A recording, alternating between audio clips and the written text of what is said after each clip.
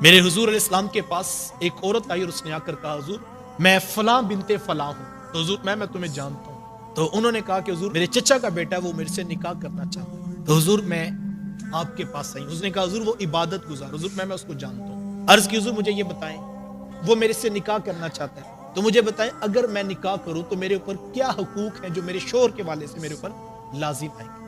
اور آگے یہ جملہ تھا صحابیہ کا حضور آپ مجھے بتا دیجئے اگر تو میں ان حقوق کو ادا کر سکوں گی تو پھر میں ہاں کروں گی اور اگر میں ادا نہیں کر سکوں گی پھر میں اس شخص کو ہاں نہیں کروں گی. یعنی ذرا دیکھیے تربیت کا کمال کہ صحابیہ بارگاہ رسالت میں ڈائریکٹ آ کے پوچھ لیتی ہیں اے اللہ کے رسول مجھے بتائیں اگر میں نکاح کروں تو میرے اوپر کیا کیا ذمہ داری ہیں جو میرے شوہر کی طرف سے لازم ہیں. ہم نے تو بچوں کو صرف یہ کہا نا کہ 30 لاکھ روپے اکٹھا کر تیرا نکاح کرنا ہے, تیرا مکان بھی اپنا ہونا چاہیے, تیرا گھر بھی اپنا ہونا چاہیے, تیرے لیے پیسے بھی ہونے چاہیے, بارات کا خرچہ بھی ہونا چاہیے. ہم نے تو اس کو ضروریات سمجھا.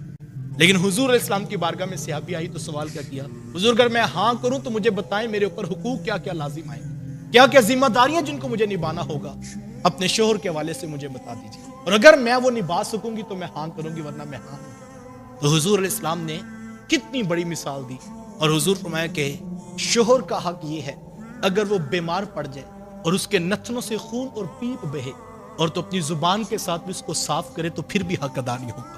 یعنی کتنی بڑی بات ہے. اور آگے پھر حضور نے فرمایا کہ اگر میری شریعت میں کسی کو سجدہ جائز ہوتا تو میں عورت کو حکم دیتا کہ وہ مرد کو سجدہ کرے, لیکن میری شریعت میں کسی کو سجدہ جائز نہیں ہے, سجدہ صرف اللہ کی ذات کو ہے اور میں اسی کا حکم دیتا ہوں. اتنی بڑی بات تھی حضور اسلام نے, کتنا بڑا فلسفہ جو ہے وہ ایک آنے والی عورت کو تعلیم دے کر میرے حضور نے بھیجا کہ تمہیں اس حد تک سوچنا ہوگا کہ میں نے جو ہے وہ نکاح کے بندھن میں بننا ہے اور یہاں تک بھی نوبت آ گئی میں تو اپنی زبان سے اس کو چاٹ کر صاف کرے تو پھر بھی حق زوجیت میں شوہر کا حق ادا نہیں ہوگا. یہ ایک حدیث بہنیں اور بیٹیاں اگر اپنی رسول کی تعلیمات سمجھتے ہوئے اپنے دل میں اس کو جگہ دے لیں تو میں سمجھتا ہوں جتنے بھی دکھ آئیں, جتنی بھی پریشانیاں آئیں, گھر کا ماحول جتنا بھی سخت ہو تو حدیث کا ایک جملہ زندگی گزارنے کے لیے کافی.